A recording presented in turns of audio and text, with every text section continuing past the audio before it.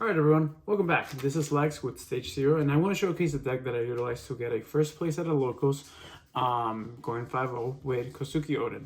So I'm going to go over the leader because nobody really knew what he does. It's a very simple effect. It's a once per turn, you're able to trash one of your Land of Wano cards to restand 2 of your Dawn. So it comes in handy. You don't actually do that every single turn, but when you do it, you got to make sure, you have a purpose for doing it, of course.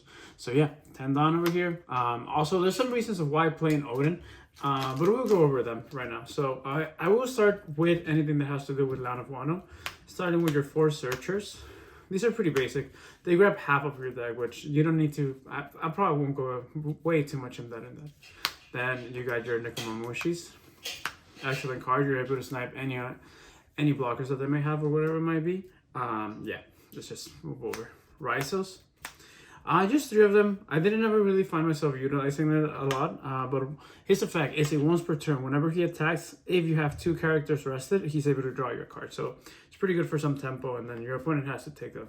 Now the cards that I actually utilize the most are the Iso, rest 4 or less, and then I also utilize the Okikus. I had 3 Okikus, but Okiku's a problem. Now, the thing why I didn't use 4 is just because she doesn't have any counter, but her effect is really powerful. So whenever she attacks, Dawn +1, you're able to just rest any 5 or less. Now, here are the 2 cards that I think is the whole reason why to play Oden. Yeah, so let's just get into it. So the Denjiro, he's really powerful for 7k. I think that's about like what the 5 cost vanillas typically go for. And then +1, whenever he attacks, he's able to restand 2 of your Dawn. So just the Dawn manipulation of this deck is pretty good. So yeah, he's able to do that. Plus, you gotta defend an 8k. That's very strong. And then the other one too is just the Kinemon. Now, I was kind of theory crafting with Jonathan Rodriguez from Dragon Ball, if you guys know that, know him. And we were trying to figure out which one's better, the Denjiro or the Kinemon. He would offer the Denjiro. I opted a little bit more for the Kinemon just because his setup, let's just read this card first, okay? So, on play, he's able to drop a 3 or less Red Scabbard, or Akasaya 9, I think they're called something like that. So you're able to drop your Okiku, that's your preferred target, right? And now, Dawn +1, whenever he attacks, he's able to withstand one of your Red Scabbards of 3 or less. So, oftentimes what I would do, or the better play that you can do is just put a couple Dawn on her, swing for whatever it might be, 8k, 9k, then put a Dawn on him, swing, restand, and now you have 2 really big swings coming their way. So that is all for the Land of Wano / Red Scabbards that I played. Solid lineup. I've never really missed with the guy, with Momonosuke. And now, since we are green, we are playing also the Supernova, starting with the Generate Bonnet, the beige, Apu. To me, Apu was just a 2 cost counter, so that was pretty much it. And then move this a little. Beige did its work.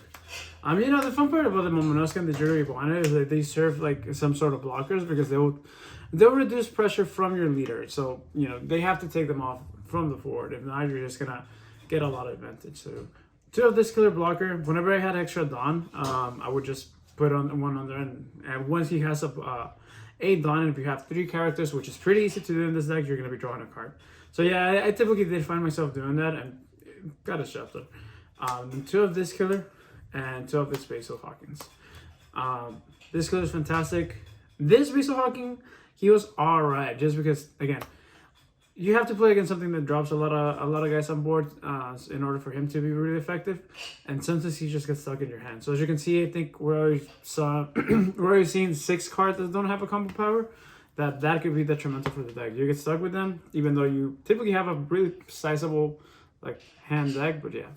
And the last card says One Useless Kid. I didn't play this card. I didn't almost like it by any means, because I would always be able to play this one instead. So between playing this and that, I would much rather play this one. This one was fantastic, and it has a lot of synergy with the Red Scabbards as well, because you're able to play all of them. Aside from obviously the Kinemon and the Denjiro.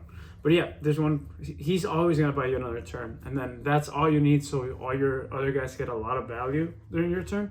So yeah, really great card. And then the only event card that I played, even though green has a lot of good event cards, I just played the 4 Paradise Waterfall. So it was a fantastic card. Sometimes if they don't want to commit or they want to take cards off my hand, I would just be able to counter.